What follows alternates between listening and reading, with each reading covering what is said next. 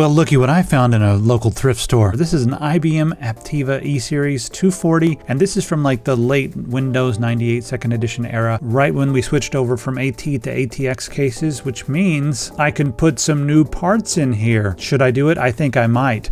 But first, before I put a bunch of new parts in here, I want to talk about the parts that came in here. Got it for around $35, and it worked. Yeah, I got it home, and it was like the front panel hadn't been connected correctly, so the power buttons were like jammed and didn't work. But after I took the top off, or took the back off and smacked it with a screwdriver, it actually jumped and it woke up. And I was like, oh, it's alive. And yeah, right now I don't have any use for this specific set of features and functions and specs, but it is an interesting thing to look at.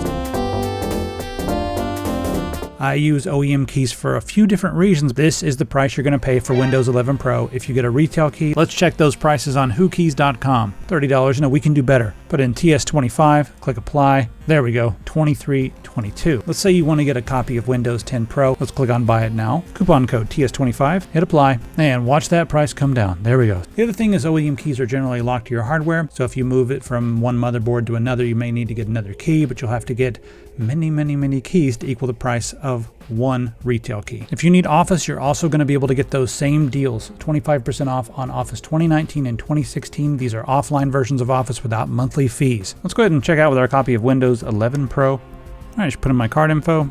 There we go. Click on View Keys and Codes. Once you get to the User Center, click on Get the Key. You'll see your key right here in the middle. Go ahead and highlight that, copy that, hit Start, type Activate, click on Activation Settings, paste it in there, click on Next, and you will be activated. Also, everything over here is on sale and TS25 is going to work. So head over to whokeys.com. Thanks to them for sponsoring. And now on to our regularly scheduled program. Let's talk about the motherboard that was on the inside here, because this is an IBM specific motherboard that was made by First International Computer. Do you remember them? FIC. It's a Super Socket 7 motherboard with an AMD K62 350. I think the motherboard model number is the V72MA. Look at this thing in all its glory. Look at there. 64 megabytes of RAM. That's PC 100. Just SD RAM, not DDR. Just regular old SD RAM. And this motherboard's interesting because it has an integrated ATI Rage Pro, and that shares some of the memory right there. And it is an AGP graphics card that's vastly better than a lot of the onboard stuff at the time, but it is not going to be nearly as fast when it comes to gaming as like a real ATI Rage Pro. So the integrated ATI Rage Pro, even though it's integrated AGP technology, not the same. I mean, you'd be better off getting a Voodoo 2 and plugging that into one of the PCI slots than doing all the ridiculous pass-through stuff. Do you remember how that used to work? You'd have to like have your desktop or whatever your integrated graphics, that they would handle all the 2D stuff, and then the Voodoo would handle all the 3D stuff, and you would have to run output with VGA from the VGA on the motherboard to the input of the VGA on the Voodoo 2, and then the Voodoo 2 output to your monitor. Remember all that nonsense? Voodoo 3 fixed it by being like, you know what? Let's just do the 3D and the 2D and leave the poor motherboard alone.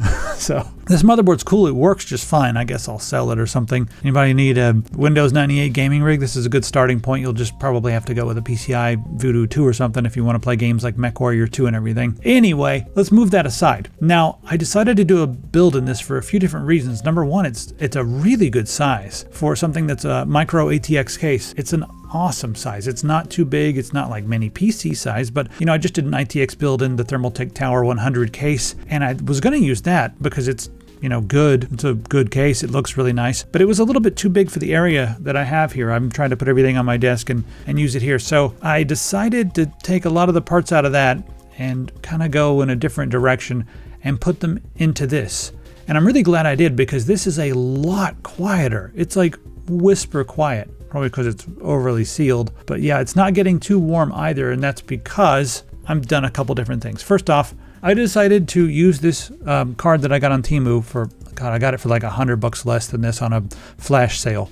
But you can get this, you got to watch, like sometimes they're like $100 off, but I got this 4060 Ti on Temu on a flash sale, and it's been working really well.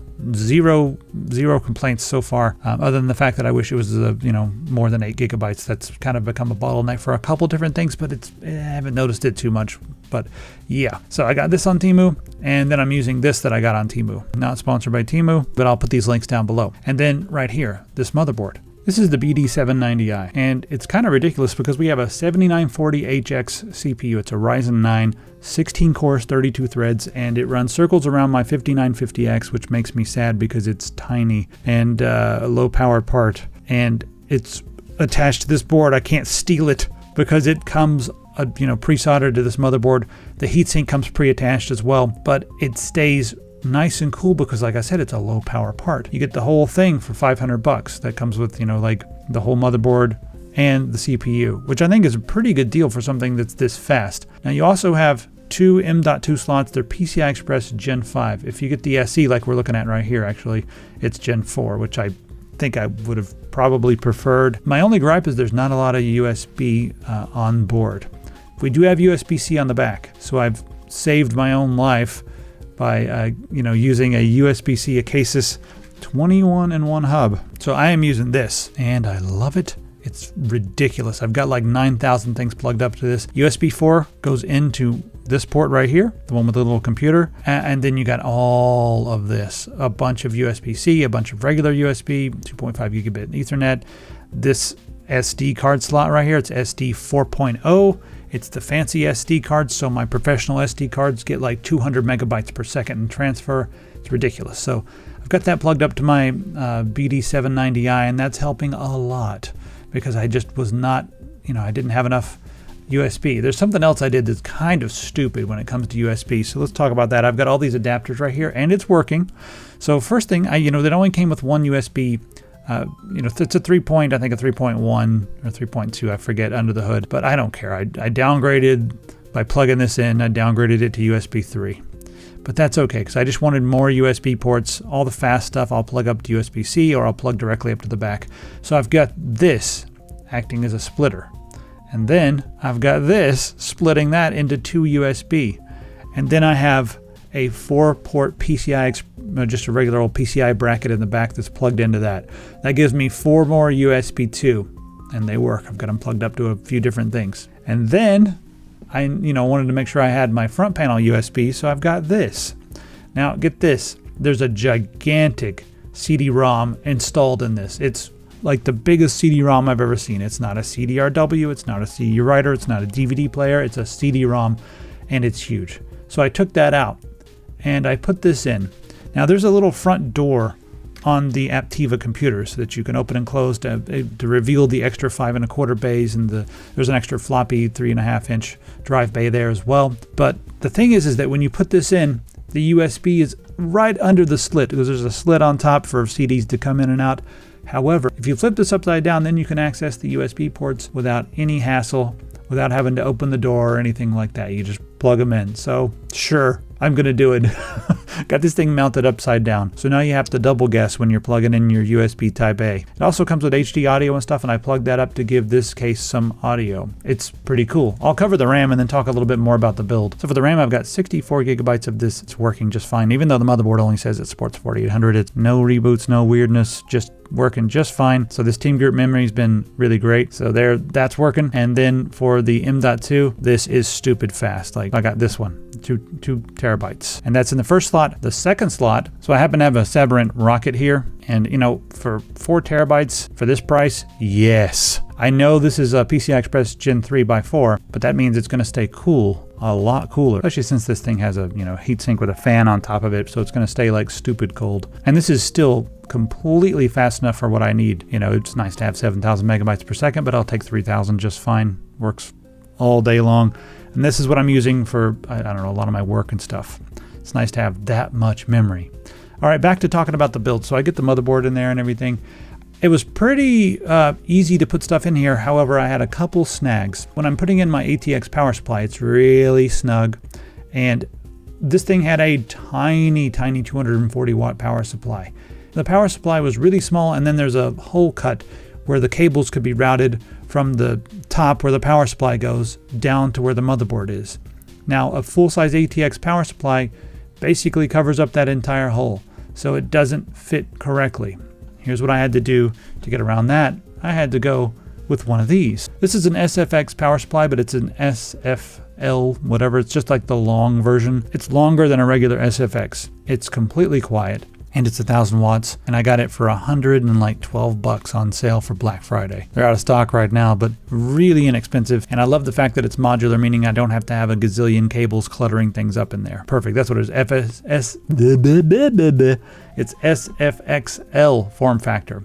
And then it came with a bracket. I didn't know it was going to come with a bracket, but whatever. I got one of these anyway, so now I've got 2 brackets. And this elevates it so that there's room underneath the power supply. First off, this little area right here is going to be great for air intake because there's not a lot of air intake in this case. It's kind of old school. There's not a lot of ventilation, but I'll show you what I did with that in just a second.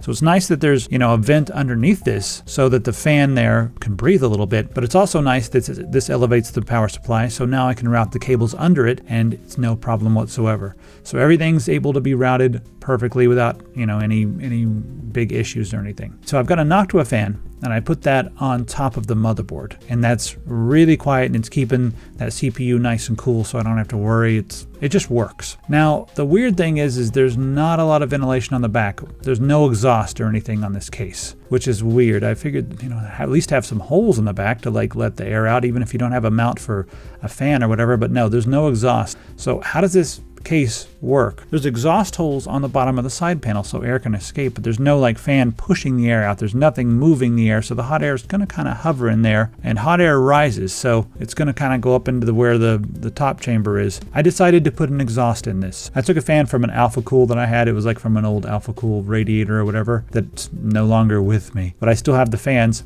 And it's really quiet, and I've got that pointing so it's not pulling. Normally I like to pull air in from the front. This is blowing air out the front. So I just wanted to remove the warm air. So that's kind of what's happening here. I'm figuring that the sides are going to now start acting as an intake to pull in some cool air, and then the warm air will blow out the front, and then we just have the one fan on top of the motherboard blowing down, doing its job, and things are working. Nothing's overheating at all. So I am completely happy with this. It's completely silent, really nice and fast. If you want to see the benchmarks, I'm going to make another video soon where I test this PC with both Windows 10 and Windows 11 to see if there's a performance difference. I'm curious. So that video will be coming up very soon. It might be out before this video. So if it is, all right, let me know what you think. I'm going to put links to all this stuff down in the description. What do you think of this sleeper build? I might take this to a LAN party or something, show up with it, and everyone's going to be like, where's your CRT? What are we playing? Oh, I'm just going to sit here and play Lemmings by myself, you know? You ever been to a LAN party and had somebody do that? They show up and it's like they sit down and start playing, like, I don't know, something all by themselves, and you're like, what are you doing? You want to play something? And they're like, oh, no, you just want to be around us. Well, here, have a carbonated beverage. All right, so I hope you enjoy all this. There's sales going on epicpants.com. If there is, I don't know when this video is going to be released, but yeah. See you next time. Bye.